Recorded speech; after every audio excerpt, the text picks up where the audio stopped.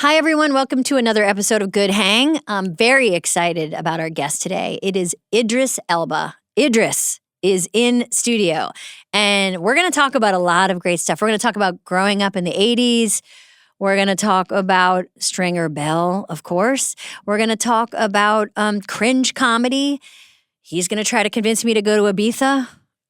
So there's going to be a lot of fun to be had. And we always start our podcasts the same way. We ask somebody who knows our guest to zoom in and give us a question so they can kind of help me get to know them. And we have a real big star zooming in today. It is John Cena. John, look at your suit. You look so nice. Can you hear me? This episode of Good Hang is presented by Walmart. School supplies, we all remember getting them. I remember Trapper Keepers and so many colored pens, but now I'm sure there's a million more things to get. And thankfully, Walmart has essential back-to-school supplies starting at 25 cents, plus all the latest tech starting at $9. Who knew? Hello Kitty pencil cases, Nintendo notebooks, food-shaped erasers, Chromebooks, keyboards, and more at low Walmart prices. They even have Lilo and Stitch headphones. Who knew? Shop Walmart.com to score their favorite back-to-school tech and supplies.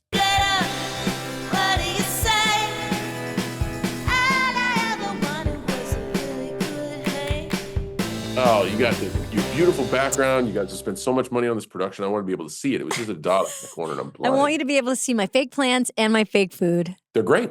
John, fantastic. It's so good to see you. What's in the fake mug? This mug? Yeah. You know what's in this real mug is real berries tea, a wonderful Irish tea, my favorite tea to drink. Awesome. Excellent. Not even a sponsor. What do you have? Drinking my own urine. John's drinking a yellowy salty liquid. What do you got? What do you got in there? What are you drinking? No, it's my own urine. I'm going through a Howard Hughes phase. Okay. All right. How are you? How's it going?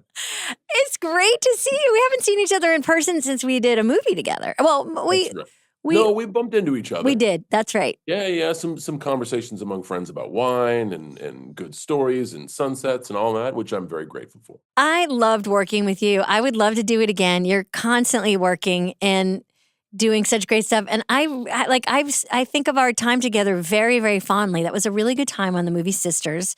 That was a great time where you were busy and I was kind of just playing Pazuzu in the background. So I had a lot of time to hang out and it was really, really fun. And that was actually the first time I'd been in a location because of course Sisters was a massive ensemble piece. So like you're doing work and I'm like in a lot of the shots just fully tatted up. But a lot of my days weren't a lot of heavy lifting. So you kind of gave me my first vacation in like 15 years. And I'm grateful for that. I know, because no one works harder than you. You work hard. Well, you're about to talk to somebody who I think wins that argument. Really? He beats you in the hard work category? Idris is a robot. Period. End stop. Like if you think you're working hard, there's always somebody at the next level. Mm-hmm. Idris is crazy. Like he goes. Yeah. That's amazing to hear from you because I know how you approach your work. It's very professional, very serious. You love it. You have fun and everybody feels fun when they work with you, but you work really hard. So you're telling me that Idris is even more of a machine? Yeah, he just I need to shut down. Like when it's time to go, all right, cool. And I'm like a 9 to 5 person. Idris will work a full day and then fly to Vegas to DJ for the whole night. And then fly back to work the next morning and then go to the studio and make new music. Like he just I need to be put in my lane and be like, okay, this is the day's work. Go out and get it. He's everywhere all at once. I don't know how he does what he does. That's one of my questions is literally, how do you stay awake? Honestly, he does live an AM and PM life, like an AM, PM, AM life. Like he's doing his last set at 4 a.m. and then he's on set and insane when the camera turns on. Like he's a great human being. I can't say enough good things about him. Your movie Heads of State is coming out on Amazon. Yep. And thank you very much for that. I appreciate it. You're so welcome. Hope everybody watches and enjoys it. It looks so great. And you play a fictional president of the United States, and he plays the prime minister of the UK. Yes. Never know if I should say England, the UK, or Britain, so that's why I hesitated. We got all three, so you're covered. Great, covered. And I have to say, it looks like such a satisfying, timely, and fun and juicy film because I would like you to be president. Will you be president? And I'm putting you on the spot. They don't let folks who wear coats like this have a chance. That's true.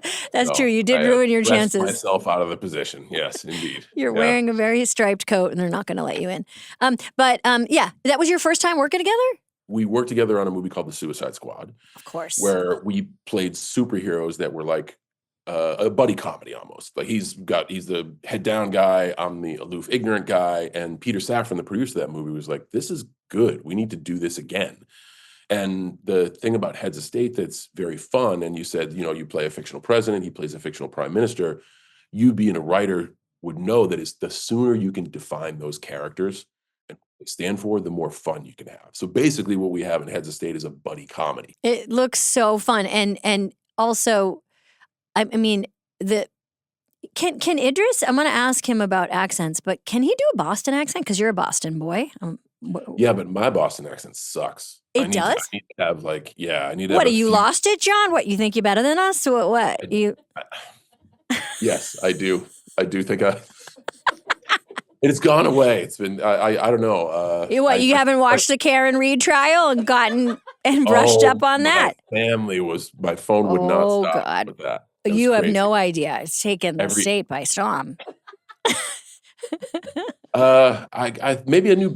If I stop drinking my own urine and start drinking some Sam Adams, it doesn't come back to you? The Boston doesn't come back? 100% comes back. Every time I go to West Newbury to see my family, my wife is literally like, "What happened to you? You talk different." Totally. And it's just you go back and you just get into the vortex. There's just some friends who you can't say their name without having the accent. You cannot. Yeah. I try, but you cannot. Okay, so what question do you want me to ask Idris today? Is there anything you want to know about Idris that you didn't get a chance to ask him, or something you think I should ask him? So that's a great question. Idris is somebody I respect and admire. And a lot of the driving force there is because he's still so motivated. Somebody who's been an on-screen performer and a great one for decades and literally has so many achievements. It would be the same question if you gave me a question to ask you. Like, what keeps you going? And in the stories that Idris has shared with me, he comes from very humble beginnings. This is a former automotive assembly line worker who, he was just talking the other day about how he moved to New York and worked the door at a club. And then would go after hours with all the club folks to a special place that you just lock the door and leave at 7 a.m. Like everybody in life has such an interesting story, and Idris is no different. But to be where he's at and to still go like he does, I just want to know. I don't want to know the secret because everybody's story is different. But I really want to know what keeps him so driven. You know what I love about you, John? And by the way, I hope someday you come do this. You say this houndstooth jacket, I agree. It's this houndstooth jacket that you're wearing and the urine that you're drinking. No. No, what I love about you is you love people. You are a curious person about people. You care and see, like in my experience with you, you're very interested in how all different types of people approach life. Everybody truly does have a story, and you can learn from everybody, Thank you so much for doing this. It really means a lot that you gave the time, and I can't wait to see your movie and see you in person. Let's have decant some wine somewhere. This is the soft open to an actual good hang. All right. Thanks so much, John. So good to see you. Amy, thanks so much. Thanks, buddy. Talk to you soon. Bye. This episode is brought to you by Degree Cool Rush Deodorant. I'm a big fan of people owning their mistakes, like how last year Degree changed their Cool Rush formula and men were mad. One guy even started a petition. So Degree listened, admitted they messed up, and they're now bringing the OG Cool Rush scent back. It's clean, crisp, and fresh. No wonder it's been the #1 men's antiperspirant for the last decade. And it's in Walmart, Target, and other stores now for under $4. Just look for the light blue one. Degree Cool Rush is back, and it smells like victory for everyone. Oh my God. Wait. What? Wait. Oh. We're twinning. Wow. We cue the slow motion music. There is a part of me that always tries to think about what the guest would wear, and I do try a little bit unconsciously to just dress for my guest. Oh, no way. And You're look joking. at us. You did it. Look at us. We did it. I can take this off and do the T-shirt. No, I feel like we got it. We have to stay. We have to stay in this now. I'm so thrilled to talk to you today. Well, thank you. And So am I. We are the same age. I think I'm older than you. No, Yeah. 1972, babe. Wow. 1971. Ah. And we're both Virgos. And when's your birthday? September 16th. I'm September 6th. And I saw that, and I want to start asking you a question, which is, what does it feel like to be a Virgo? What does it feel like? Do you identify as a Virgo? Do you see qualities in Virgo that you feel are yours? Okay, so if I'm really honest, I have this weird statistic thing, right? Let's just get this straight. That's Yeah. all I understand. Okay, there's like how many billion people on the earth, right? Yeah. Are we suggesting that everyone, This is very Virgo of you. I know, but everyone that was born in that particular time period, around that time, has similar traits? I mean, this is the logic that I Yeah. find myself wrestling with. I understand. You're a challenger. You're a Virgo. It makes sense. Or is it that everyone you've met that says, hey, are you Virgo? I'm a Virgo. Do you do? I do. And then that becomes the myth. Would this make you feel better? Beyonce is a Virgo. Do you want to be in the club now? Yep. Okay. Yeah, okay. That's what I thought. No, I knew she was a Virgo, actually. Yeah. Well, Virgos see each other. They recognize each other. Yeah, it is. Okay.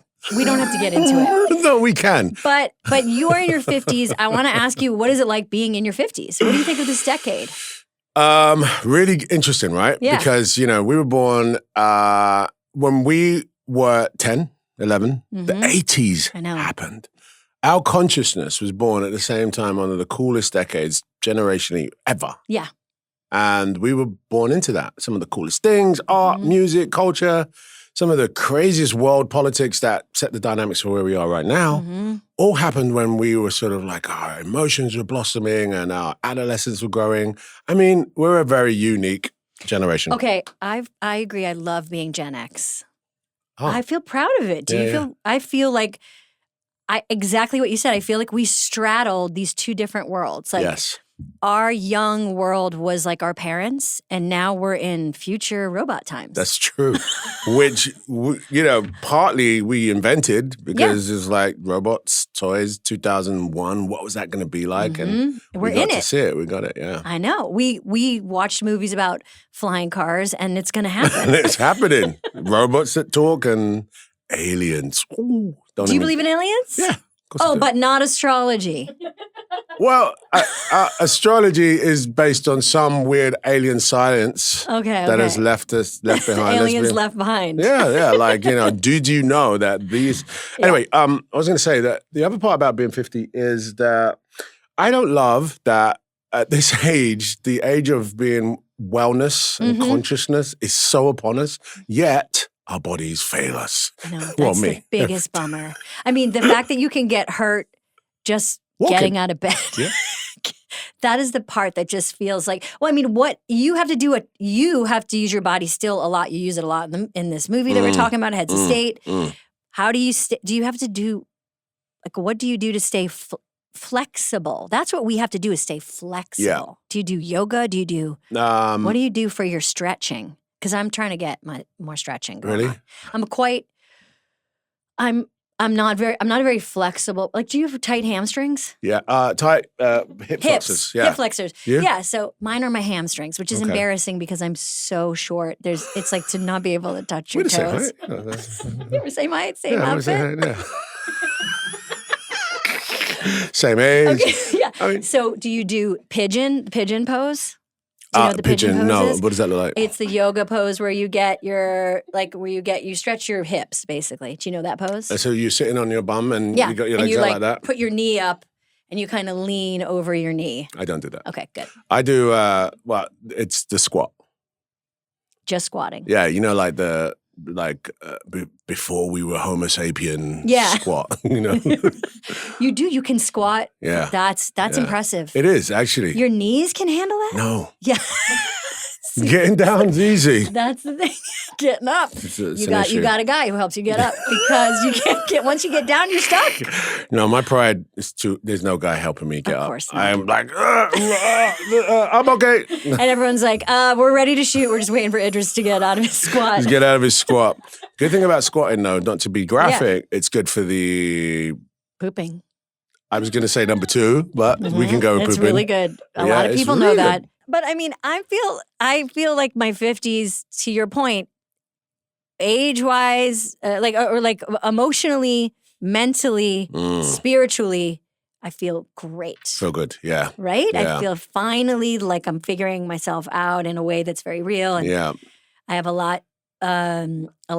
enough wisdom and enough ahead of me, and you're kind of the oldest, youngest person and the youngest, oldest person. That's right. That's so true. And, your influences change. You know what I'm saying? I think in my 30s and 40s, like I was sort of like blown with the wind a little bit with what was influencing me, what my goals were. And in the 50s, I'm like, nah, that wind have to pass around me. I'm not getting as easily influenced. Yes, Just exactly right. You're like a solid. steadier tree. Yeah. But it does hurt to get out of a car after a long car. You know what though? Wellness. Yeah. So I found people were like, really, that doesn't work. It's like astrology, but grounding mats. I love a grounding mat. I have a biomat. Do you have a biomat? No, grounding. Oh, is that the same thing? Is it? What's a biomat? Well, it's like a heated mat. Oh no, this is not heated. Oh, this is just grounded. So, okay, talk to me about this. So basically, the Earth's frequency, electromagnetic frequency is a thing, and it vibrates at a certain thing. When you have a radio and it hasn't been grounded into the Earth, it will have static. The moment you ground it, it stops that static, and our bodies work in a similar way. And the information just suggests that inflammation and blood circulation works better when you sleep on a grounding mat, or if you're under a desk, you barefoot. And by the way, you can do the same thing if you just stand in your garden in the grass for 20 minutes. Well, have you heard the young people say touch grass? It's like a term basically, which is like get off your phones, get off the internet, and go outside and touch grass. I didn't think it meant that grass. I thought it was different. No, grass. it's the real grass. The real grass. Okay, I was like, that's the Gen X in you. This is touch grass. Yeah, you go touch pot. That's what they're saying. Go touch pot.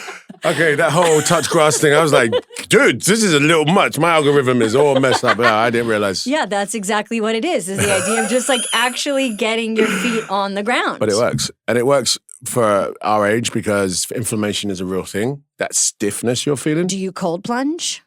You've got to get into that, dude. Really? I do it all the time. How often? I try to do 11 minutes a week. What? Not all at once. Why do you do that? It's really helped with inflammation. It's really helped with anxiety, any anxiety, depression, and inflammation because you're like flooded with a serotonin. You are like, it's like natural. Yes. I'm not going to run. I can't run. I'm not going to run. I've got to get some kind of feeling that I've like had this, like big burst, and the cold plunge does it for me. And like, I don't like to do it. It's not like I don't like to do it. All right, then It works with you. Talk about shrinkage. It's like, wait, what? Oh no, this is not only very uncomfortable, but really killing my ego. What? Just do it on your own time. Just do it on your own time. Yeah, I'm not doing it like naked at the gym. No, Hell no. I'm telling you, it will change your life. I'm telling you. Okay. You know what? You're going to look back at this interview and you're going to be like, remember when I was in my 50s and Amy told me to cold plunge? And I said, what? And now it's changed. It's going to change your life. Okay. You know what? I'll listen to you because I think we have a lot in common and there's some observations that you're making that is really making me think. So. Also, I imagine something about you, and tell me if I'm wrong, that you kind of like a forced austerity. Like you're not afraid of difficult things. Right.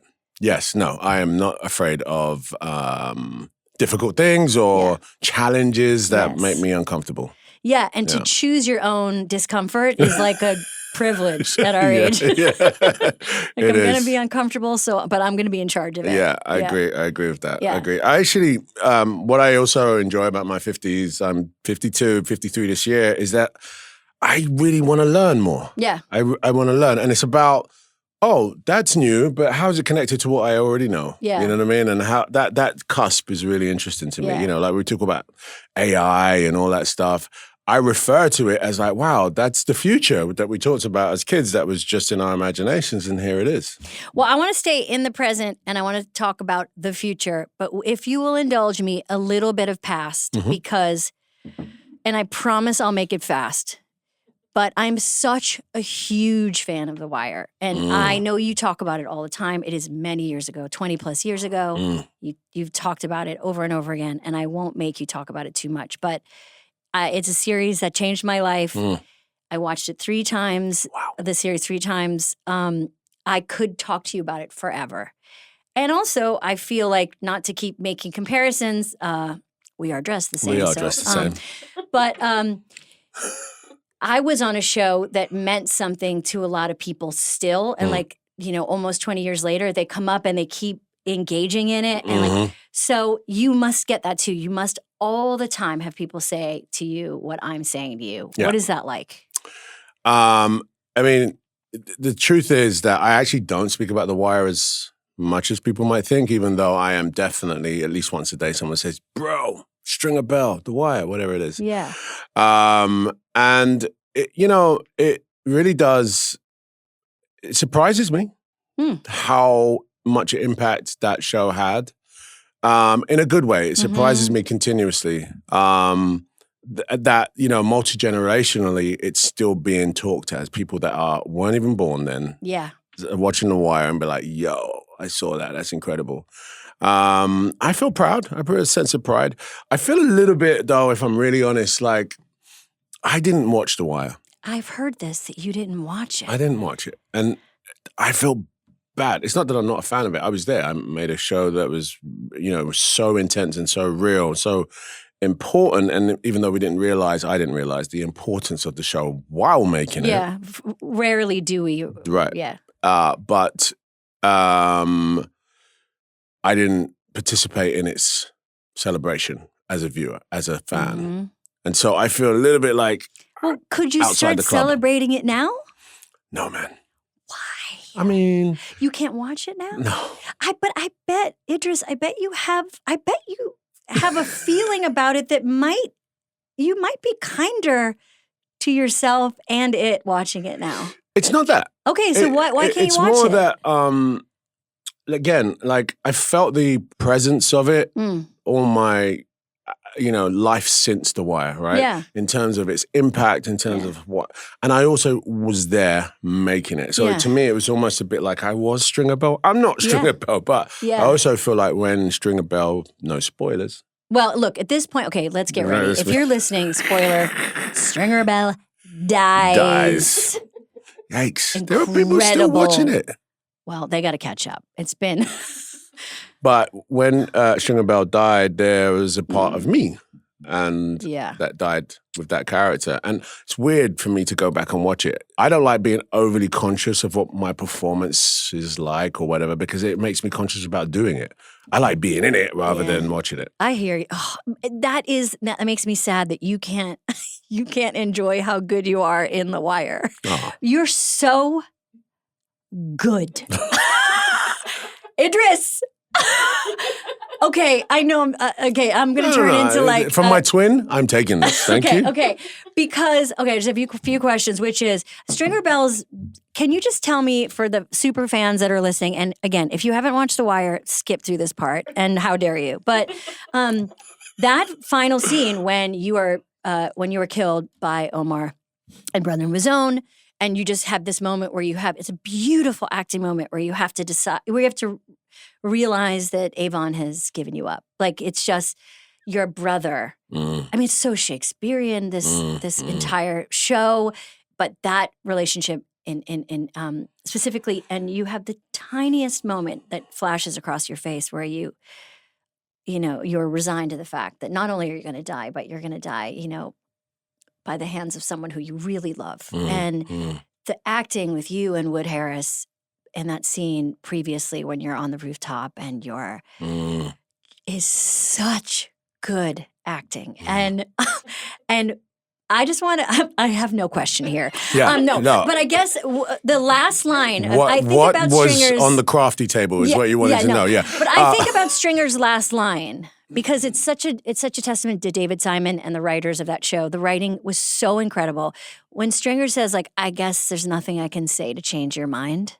Get on with it, then." Paraphrasing, but.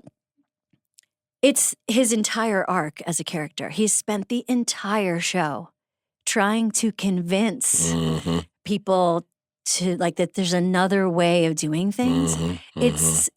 Can you just tell me about that scene and shooting it with, rest in peace, Michael K. Williams? Yeah, man. I mean, it was a really interesting time. I mean, yes, testament to the writing, David Simon, and the poetry of what we're saying about beheading the character that is offering a slightly different perspective on this chaotic town, chaotic situation for, the residents, the people of Baltimore, but also the towns across America in this sort of, I would say, what's the word, not culture, but that lifestyle that this is a perpetual thing that keeps going. And then along comes a spider where he's like, hey, let's try something different. Let's turn this into this and crawl out of this hole, but we kill that character. That's why The Wire is so good, because the system is the machine. Yeah. People keep trying to get up out of the machine, and the system keeps pushing them down. But the system is also using puppets to do it to each other. Right. So the system isn't really prevalent. It's the strings, no pun, are holding Brother Imuzone, who, has his reasons. You've got Omar, who has his reasons. But the system has made everyone blindfolded. And Stringer was like, no, take them off. I know. Right? I know. Stringer had a plan. And what do you ever think about, or did you guys ever talk about, if Stringer stayed on, lived as a character, what he would go on to do? Yeah, we did. I mean, a lot, because Stringer is a real person who is still alive. And Stringer went on to become a very successful businessman who, will remain anonymous forever, but successfully built a lot of businesses and, crawled out of the hole. So in dramatic terms on The Wire, it wouldn't have made sense for Stringer to get out. Although in reality, Stringer did get out. Wow. Okay, but that's not dramatic enough, I mean, that's not the story. No, and it was like a season 3 gut punch. And it also, I mean, good shows do that, is they sacrifice. Yeah. And I was for it. I've told the story, I had reservations about how Stringer was dying. Yeah. I mean, there was various ways that David Simon wanted to depict that, and I was a little bit against some of that. But the actual beheading of Stringer was an important move, I think, just to illustrate to the world that, hey man, take the blinkers off. You know what I'm saying? And Okay, last question. The character of Bodie, that played by JD, in your mentorship with him, is one of the many incredible relationships on that show. That is a heartbreaker. It's a heartbreaker what happens to Stringer, and it's eventually a heartbreaker what happens to JD's character, Bodie. Yeah. What was it like working with him, a young actor like that? Amazing, man. He's a fly dude. Yeah. And he was a fly dude. He was the fly young kid on the set. Him and Michael B. Jordan, actually. Yeah. Because he was a little bit younger than us, you know what I mean? He was fresh and green, and he would hang out with his big brothers. And I remember one time he challenged me. He was like, yo, man, I could drink you under the table. I'm like, Jay, leave it, man. He's like, no, I'll drink you under the table. And literally, I drunk him under the table. He sat under the table. He was like, no, I can't fuck with y'all no more. Like, did you hear my accent? Do you know where I'm from? Drinking is I'm from London, man. But actually just in real life, we had that real dynamic, you know what I'm saying? Again, he was a young guy. He lived in New Jersey as well, so we would travel up sometimes together on a train and whatnot. Okay, so mentoring is important to you. You've done it a lot now. And before we move on to... Heads of State, the movie that comes out on Prime. Thank you. I had to July stay with the 7th? great John Cena July and Priyanka. But can you talk a little bit about the stuff you're doing with the King's Trust? I love the work that you're doing there, and that was an important thing to you when you were young. Yeah. I mean, basically, I'm paying it forward. Like the King's Trust at the time, Prince's Trust, gave me an opportunity via a check and some resources. What did it do? You were how old, and it was like a scholarship? 14, 15 years old. I auditioned to get into the National Theatre's youth program, which is called the National Youth Music Theatre. And they were doing a production of Guys and Dolls. And I got in, my drama teacher encouraged me to go for it. I went in and I got the audition, but I didn't realize you had to subsidize your board because they flew around the world. We were going to Japan, we went to Greenland. I mean, taking this production, it was a semi-professional production, but you had to pay for it. My parents couldn't afford it. And my drama teacher said, hey, the Prince's Trust. I'm like, sorry, are you talking about Prince Charles? Well, you want me to audition for Prince Charles? No, not for Prince Charles, but he has a trust where he helps young people. And I was like, he's never going to help me. Why would he? I'm a kid from East London, blah, blah, blah. Anyway, I auditioned. I got the gig. And I got the money that he helped me with and the resources to help, get me into this theatre thing. And ever since, I mean, without a doubt, that really structured how I thought myself as an actor. It was a professional theatre. I was singing around the world, and this was what I wanted to do. Just at that point in my age where I wasn't sure. I liked acting. What made you think it? What was the thing? Were you watching movies and what made you know you wanted to be an actor? Do you remember? There's two things. Really, it was my teacher. Yeah. Miss McPhee. I went to a boys' school. Okay, she was a lovely blonde, blue-eyed teacher. Interesting. See what's going on? But she was this really lovely, nurturing figure in my life at the time at boys' school where no one really took drama seriously. Sometimes it just takes one teacher to change your life. Real focus. She was like, you can go for it. It was mentorship, right? And also there was an actor called Paul Barber who was in a film called The Full Monty. Oh, yeah. Yeah, and he's a black actor in that film, and he came to this school just to sit amongst the boys and say, hey, what do you think about acting? And we were like, aren't you the guy that takes your clothes off in The Full Monty? Da-da-da-da. But I was just like gassed. I was so moved by his storytelling and the fact that he came. He was famous. He's on TV. He came to our school to talk about acting. So those are the two real, if I can remember, junctions where I was like, okay, acting might be a thing, crystallization of that. And ever since, I realized that, I can do exactly the same. It's an intervention moment of just a young person who isn't sure. Yeah. Having a conversation and being like, let's examine what you want to do. I mean, sometimes it kind of scares me. Well, not sometimes. What is scary is that the slightest change changes the direction of your life, especially around that age. And the positive version of that is what you talk about, right? Which is you see someone that you want to emulate and you just realize this is the way my life's going to be. And then in the same way, the tiniest bit of nudge the wrong way and you're off on a track and then you're That's so true. It's in our generation, right? Human empathy. We got a lot of our sort of magic from TV. Yeah. And those are unilateral moments where we all watched the same shows, whatever they were. And those are our influences, right? All at the same time, whether it's America, Europe, we were all watching the same sort of thing. The Fonz, Happy Days, whatever it was, right? Now, and if an uncle or an auntie spoke to you about what you want to do, that conversation meant something because you weren't getting a phone. You weren't staring at a phone, which has all these different influences. Now, right, young kids are influenced by so much. They're just overstimulated. And a lot of it is negative. A lot of it's pitting themselves against things they'll never be able to afford or have.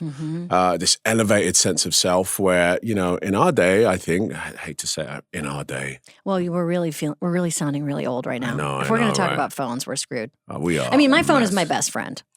Yeah, right. I mean, I don't want to talk about my best friend like that. I've got an AI voice that's my best friend. Yeah, so we're sucked in too. Yeah, we are. But the truth is, though, we at least had the benefit of the monoculture, and we had human intervention that actually could have that ripple butterfly effect. But the monoculture different in the UK and the US, and I'm constantly surprised by how comedy when we were growing up. We were not watching the same things. Really?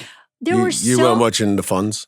Okay, I was watching Happy Days, Okay. but there must be American shows comedy shows that you hear about that didn't make it over there. Because I know when we were watching British comedy, it was like contraband, like it was given to us on VHS tapes. Like Benny Hill? Well, Benny Hill. Oh my God. That was what we got. We got Benny Hill nonstop, which is like, I guess it was Monty Python, Benny Hill, and but there were like so many shows like What about MASH? Okay, I loved MASH. You watched MASH? we were Did watching you MASH. watch the Norman Lear shows like All in the Family? No. See? All in the Family. Yeah, which was based off of the British show. Yeah. That famous British show. Famous British show All called in the Family. Something. I'll get it. But there was like all these like famous, like the Jeffersons, Good Times. Do you know them? I know later on in life. They weren't, Did you get Desmond's? No. Desmond's?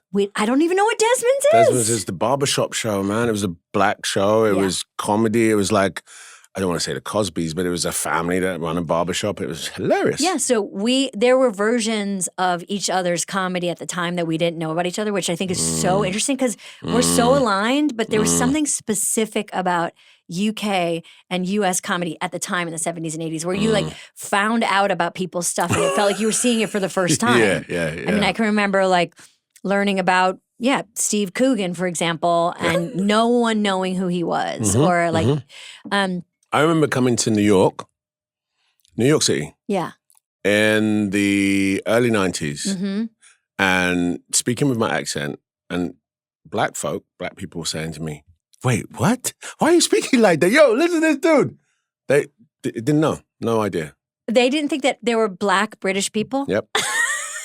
Wow, Swear America down. continuing to really represent. No, but to your point about monoculture, like Yeah. our shows, our culture did not, ABC was not picking up Desmond's. You know what I'm saying? Yeah, It wasn't, we did not. We had really flat versions of each other. It felt like Americans were like, confident and loud and taking up too much space, and the Brits were reserved and polite, artistic, and secretly better than us. I mean, and I do think that the accent gets you.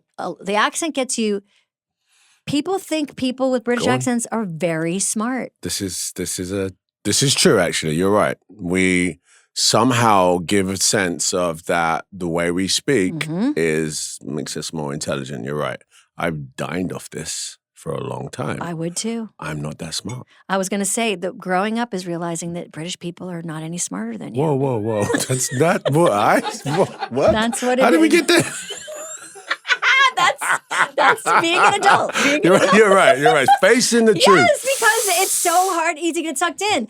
But you have to. I want to talk about your comedy. Your like what you were watching as a young person and getting into comedy because you've done quite a bit of comedy, and you're doing more of it now, which I think is so cool. But for a second about accents, you have had to do a lot of accents, a lot of different accents where you're playing Nelson Mandela or you're playing like, an African warlord and you're playing, and you do them really well. Is there one that you can't do? Like American. That is not true. Your American accent is, no one knew you were British. Well, when we watched The Wire, no one. Idris. This is, what it is? The truth is, when I was doing The Wire, that I was not British. I was like living in Brooklyn, then New Jersey, and in the depths of New Jersey near Newark. And at that junction, I'd lived in America for 4 or 5 years. Like my accent shifted. Yeah. And Alexa Fogel, the casting director of The Wire, she was like, by the way, don't come in here with that British accent. Now I see why you don't watch it. Now I get it. Yeah, I think can't you don't watch The that. Wire because you're thinking about your accent. Of course. But also, I'm here to tell you I have a thing about Brits and their accents. You do? Yes. Okay. Because This they show's win a lot. They win a lot of awards, and their accents are like, "Let me tell you something, okay. sir." Like you're like, It's you're like, not no, American. you don't. Everyone knows, and it's like, You are. well, I like how you say HBO. You've said HBO. I've said that, yeah. H. HBO. HBO. That's good. Thank you. I haven't done any sort of regional English or English accents like, Wells Oh, or, Liverpudlian or any of those. I'd love to, Yeah. But boy, if Let's I try get it. them wrong, Let's try it right now. no. I'll go. You go first. Okay, Do- Liverpudlian. I'm Go on. going to think about Paul McCartney. Just think about the Beatles. Right? That's all you need to do. Okay. Liverpool. Hey, Liverpool. hey, lad, what's going on? No, oh my days. See, you're too hard on yourself. No, because I'm going to get memed. I'm asking you to do it. Anyone listening, no one's going to meme you. Okay, do Welsh. Can you do Welsh? Tom Okay, Welsh. Jones. Oh yeah. Hi. Well, I'm Welsh.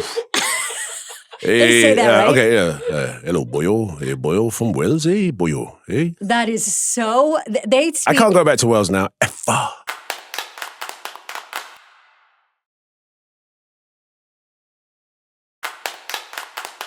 Okay, so talk about comedy, your relationship to it, because I think people probably think you're very serious.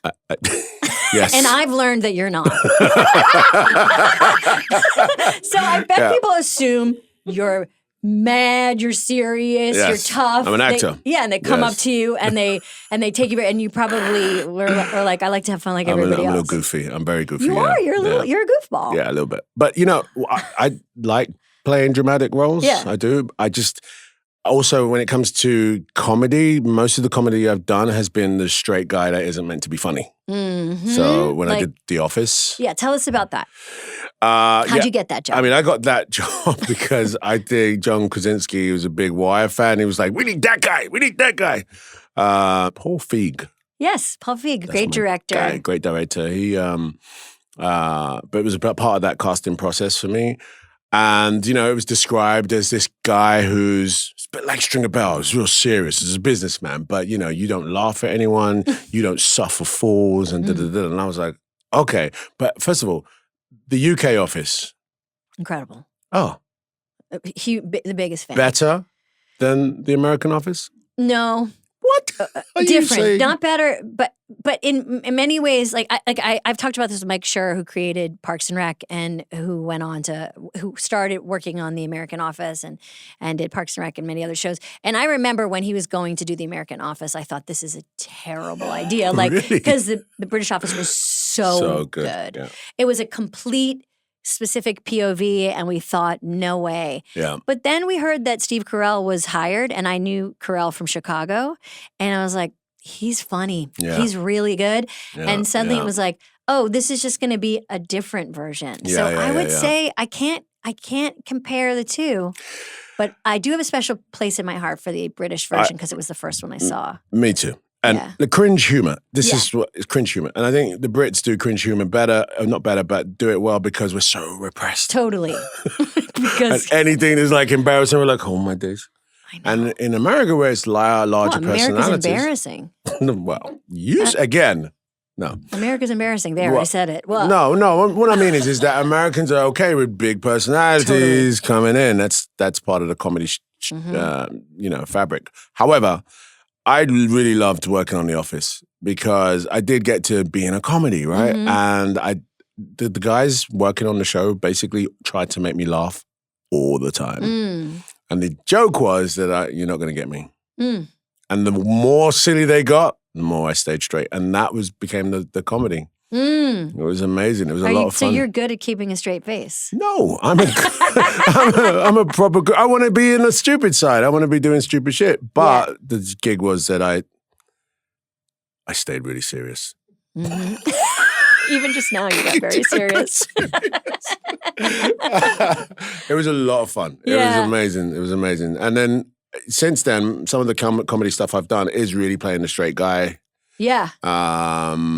In Heads of State. Yeah. You get to get in bigger. there. Yeah. But we're still playing on the trope of repressed British Prime Minister. Right. Doesn't like this big American personality, and we're still playing with that. So, but yeah.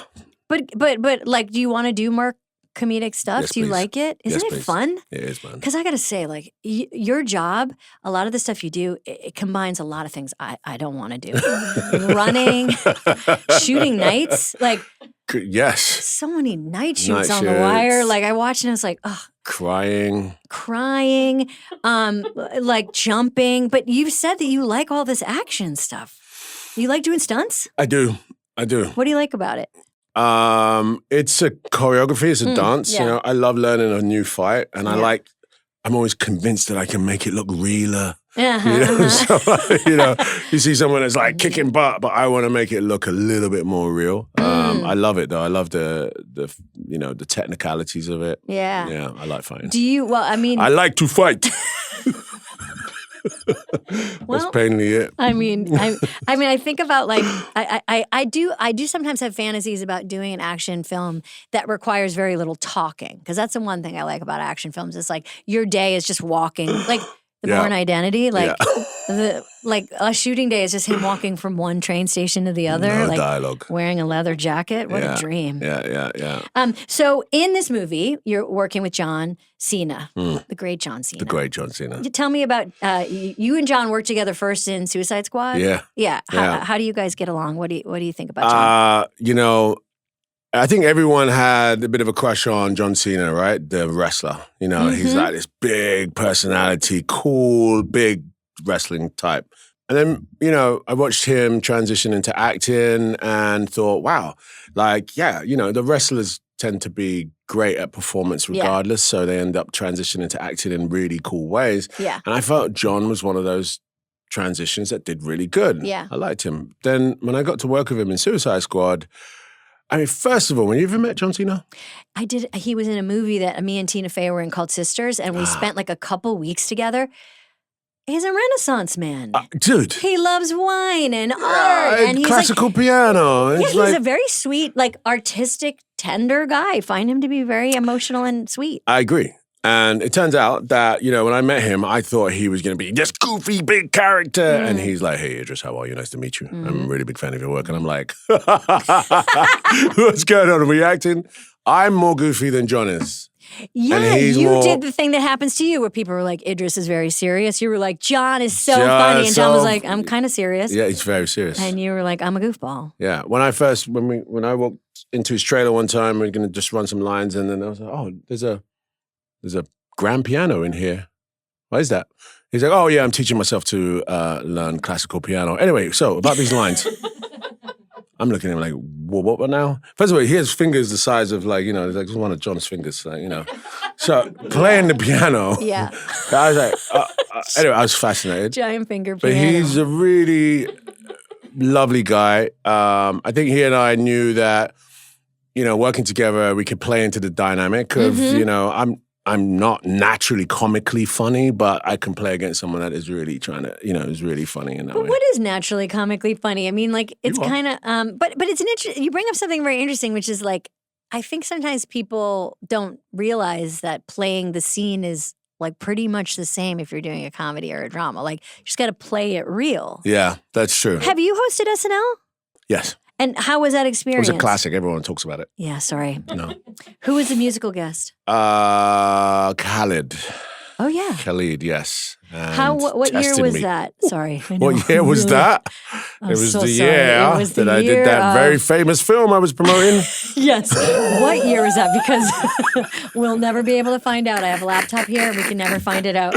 What year did Idris host? Can we find out? And what is the name of the British show that All in the Family was based on? You're going to come back. Jenna, please tell me. That's what happens if you can't let things go. I know. Forget it. I know. The memory it's done. Because we have too much stuff to think about. This is true. The storage is full. Sometimes I like to think about dragging files in my brain to trash. I'm not going to need to know that anymore. I don't. Wow. Because I dragging it to trash to make some room. Don't you feel like all the lines you had to learn as an actor, sometimes I'm like, it just has taken up too much space in my head. No, I don't. No, that's it. Are you good at learning lines? I'm good at learning the sense of things, Yeah. and then the lines will follow. Yeah. I hate when it's okay, you have to go to this address at 5 o'clock to pick up that person. I'm like, what? But if I understand that you and I are having a debate about something, I'll remember the lines based on that. Yeah. But SNL, which was what year? The classic. Not that long ago. It was a seminal year. So in 2019, when you hosted SNL, yes, What was that like? Was it fun doing it? Like, Man. you had a good time? Man, I had a most amazing time. It was really hard work, but I had the most amazing time. And I was with comedy giants, you know? But see, SNL growing up was not big in the UK when you were growing up, right? That's right. It's really true. It's really true. And now I think they're starting one over there. Yes. We'll see. Yeah, I'm trying to be a main Really? character. You want to be in the cast? Yeah. Is that weird? You know. No, just go in there and say, you know what? If you showed up and said him in the cast, everyone would be like, okay, I assume he is. I'm doing it. He And wouldn't they'll be here. see how goofy I am, how the writer sessions, how really funny I am, come up with the wackiest shit. Well, that was always the toughest thing, Idris, is when a host would come in and be like, I'm really funny. And he'd be like, okay. I did. And I'd be like, okay. They'd be like, well, I know I'm usually pretty serious, but I love to do characters. And I was like, Dude, let me tell you, I was that guy. Okay. I remember the first writing meeting I walked in and everyone was like, hey, Idris, man, we love you, man. What's going on? Drinking that coffee, what's going on? So what time you guys, what are you into? What are you thinking? They're, half of them are hanging. They're like, okay, what do you do? What do you want to do? I was like, yo, man, I got this idea about these football presenters. And they're like, you mean football as in, what kind of football? I'm losing. yeah, man. But they were kind. Yeah, they were like, Idris, thank you so much for your ideas. You know what? There's so much here to work with. We're going to regurgitate it. We're going to come back. You take a break. Yeah, you know what? Do less. They were like, you Do know less. what? Take a break this week. Have fun. I had a great meeting with Pete, though, in his office. Walked in. Woo! What's up, Pete? Yeah, what's up, man? What you want? Like, yo, I love that bit that you was talking about, man. I love football. And then, it was actually a really good week. I had the most People incredible. don't know that you walk around from office to office and you just kind of go into everybody's office. Yes. And you're just like meeting, it's like speed dating It or is. something. And you're just like getting people's ideas. And Yeah. I'm sure you got pitched a lot of like, I have an Wacky. idea where you're a guy who, Yeah. you're a bouncer and you throw people out of a club. Okay, I have another idea where you're a boxer and you beat me up. I have another idea. I bet you got a lot of like, I got a lot of, what do we do? Like a James Bond. yeah, I was James Bond. I'm really trying to stay away from that. Like, come on, man, it's James Bond. Like, no, I want to stay away from that. You're like, I It just was want to fun. play I just want to play like little giggly characters Yes. who are real goofballs. I want to be really unrecognizable. And everyone's like, oh, fucking No, hell, this no, guy it doesn't is- want to do he doesn't want to pitch his fastball. We want to Okay. do some Stringer Bell shit, where you're like Stringer Bell on the hood, whatever.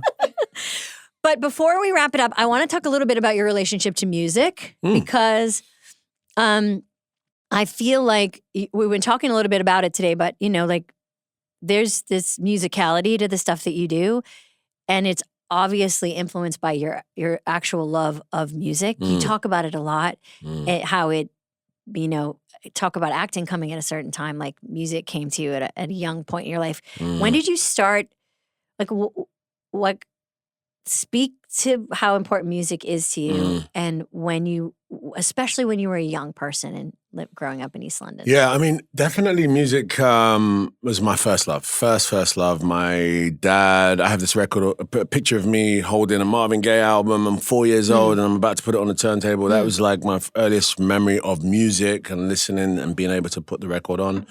By the time I was like 14, I was convinced I wanted to be a radio host. That was what I wanted to do. I wanted to talk on the radio and play music. And at the same time, I was getting introduced to acting and the first show I did was a musical. I was singing, all right? I wasn't musical. I didn't learn to play the guitar.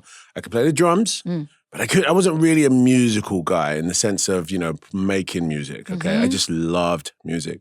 And at the same time I was doing acting, I became a radio host on pirate radio. And I was on pirate radio around 15, 16 years old. Shouldn't say that, but Yeah. And It was the 80s. Nobody cared. We were Yeah, all nobody working. cared. We had jobs at 12. you could go to jail though back in the day for being on pirate radio. Oh, Just saying. really? Oh yeah, man. The mean streets. That'd be pretty funny if they were like, what are you in jail for? And you were like, being on the radio. And everyone was like, oh. Drive time 6 to 8. What? Yeah, they got me. They got me on drive man. time. Hard times, but no, you could go to jail for pirate radio. And But the truth is, I think the music, because I really leaned into playing music and then I started buying equipment, drum machines. This is the 80s. This is where the drum machines were growing and that electronic sound. Music and acting was like doing this at the same time. So music became my sort of, my guilty pleasure. Yeah. Mm-hmm. And like just for you. Almost. Just for me, yeah. And when I would DJ, I would love it. I actually coming to New York because the vinyl shops, that's when I started to really come to New York, late 80s, early 90s. What a time. You talk about the spirituality of house music. Like house music is really important to you. Yeah, really like much. It's that, what is it about it that hooks you? And what do you think, how does it hook people? It's the mono moment, mono moment, that, everyone feeling that new instrument come in. Mm-hmm. It's a bit like being at church. I don't know if you're religious, I'm not, but that spiritual vibe of adding layers of a mono moment that everyone can join into is like magic. When I'm on the DJ, when I just played Coachella with Cascade, shout out to Cascade's amazing DJ. I think we had 15,000 people.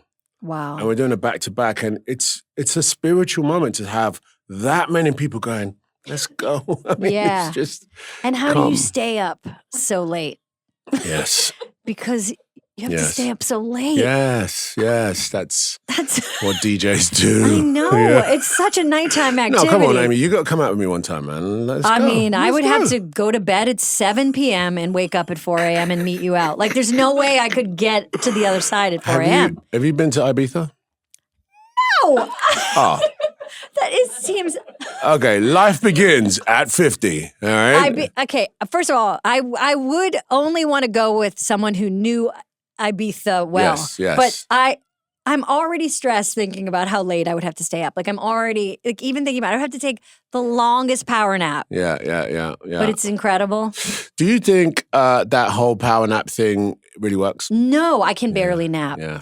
I mean, I truly, I would have to go to bed at 7 p.m. and then be like, I'll see you at the club at 4. I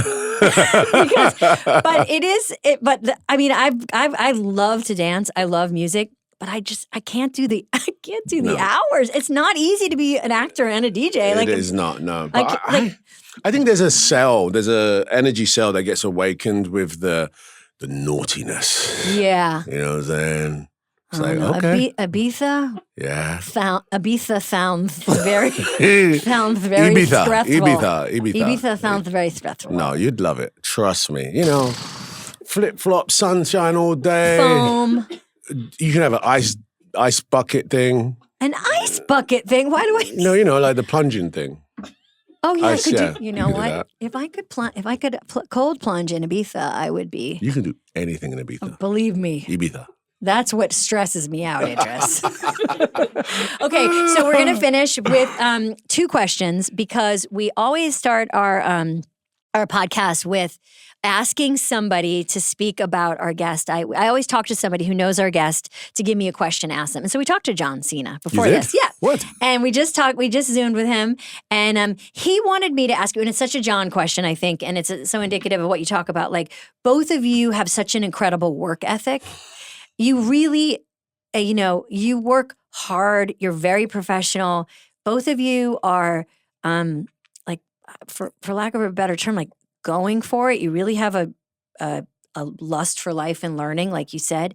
And his question was kind of like, basically, you work really hard. What motivates you? It's such a straight male question. What motivates you? Okay. I mean, look, I don't want to, end on a low note, right? Okay. But I became, successful around the age of 35 years old. Okay. And up until that point, life wasn't always great. There was some very tough times. I've spoken publicly about some of the times I've gone through. Both my parents, working class, didn't have much at all. All right. So I've been, reasonably, I would say poor, just reasonably, living a life that is very opposed to where I'm living for longer than I have been famous or successful. And there's part of it which is like, I don't want to let this go. Yeah. So I'll just keep chucking for it. Yeah. But the second thing is really and truly is that I used to work nights. on the night shift at Ford Motor Company in Dagenham, East London, okay? That is grim. It's a grim job, all right? Nothing compares to doing that. So when I get an opportunity to come and work with you, to come and work on a set, it doesn't even feel like work. Yeah. Now, to everyone else, it's like, you guys are working really hard, but actually... Yeah, it's not that hard. It's not that hard. I mean, the stuff we're doing is not that hard. Compared to real hard jobs. No, exactly. It's not... I agree. And obviously, we get to do very different things. You know, in a job like that, I did the same thing every night. Every night. Yeah. For 2 straight years. My dad did the same job for 25 years. Yeah. So I consider this a privilege. Yeah. This ain't work. Yeah. So what motivates you is gratitude. Basically. Yeah. Yeah. Yeah. Yeah. And what is making you laugh these days? How do you go? What do you watch, read, listen to that? Like where are you finding your comedy? The studio was yes. really funny to me. So good. Self-referential, but I loved it. I Yes. thought it was really good writing. I'm laughing at myself letting go of some of my tough man shit and being a bit goofy. I actually enjoy when people go, what? Yeah. I enjoy doing that. I've seen you do, you're doing some really, I have a really fun TikTok idea I want us to do later. Oh, wow. I have to talk to your team about it. I didn't know. No, seriously? No, yeah, I do. And listeners, if you don't know this as we wrap up, but Idris and I are wearing the exact same thing right now. We are. We're wearing what how would you describe this color? Petrol blue? Yep. It's a I was thinking, do you watch football, soccer? Ish. Ish, right? At the end of a really great game, Yeah. there's a tradition where the greatest players against each They other, trade. trade. Okay, let's Shall trade we? shirts. We're gonna Let's trade. do it. We're gonna trade shirts. Let's do it, buddy. All right. We're trading shirts. Okay, this is exciting. This is exciting. And I have a Okay. feeling this is gonna. This is not going to fit. Okay, No, I get this. Let's see how far you can get into my jacket. Technically, you don't have to wear it because usually it's full of sweat. By the way, and the you don't shirt want that smells sweat, great, but, listeners. If you wanted to know, the shirt smells great. Oh, wow. Okay, hold on a minute. Oh, I like this look. You're just trying to get I don't know one if that's sleeve gonna in. work, Just but one sleeve. Just one's good. Just one. Tiny jacket, but tiny jackets are funny. Tiny jackets are so funny. Look, we did it. We traded. Okay, this is funny. This would be a good comedy where, Yes, what? but I don't laugh. Right? So, Okay, very straight. I just want to go so. Yeah, play it very straight where we're in some kind of shrinking machine. Or you know what it is? It's a body switch comedy. It's What? really what it is. Okay. We should be Let's in a go body. all the way, buddy. Let's go. Idris, so The Wire. Well, I enjoyed working for HBO. Yeah, because, I watched it 9 times. Well, I don't watch it. And I have to say, Stringer, when he did that scene, I'm just going to show you.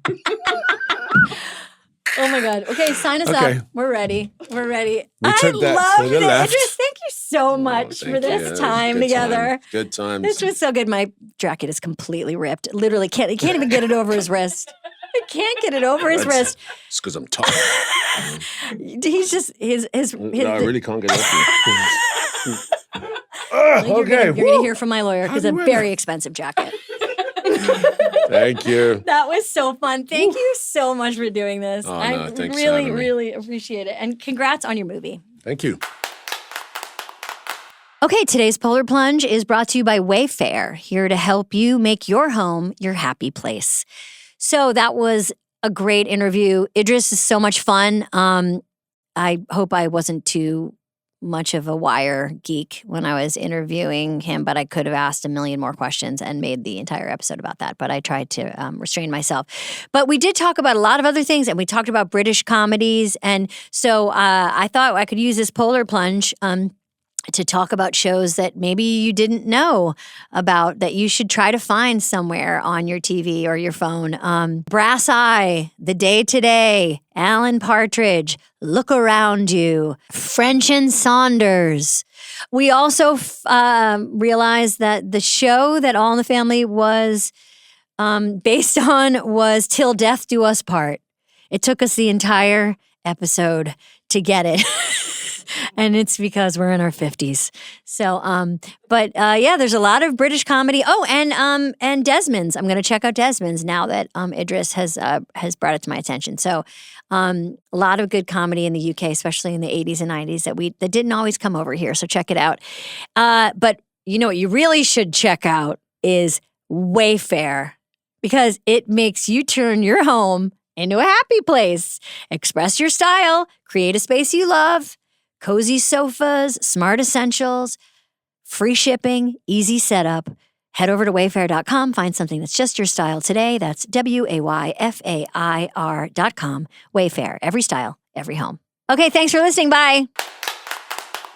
You've been listening to Good Hang. The executive producers for this show are Bill Simmons, Jenna Weiss-Berman, and me, Amy Poehler. The show is produced by The Ringer and Paper Kite.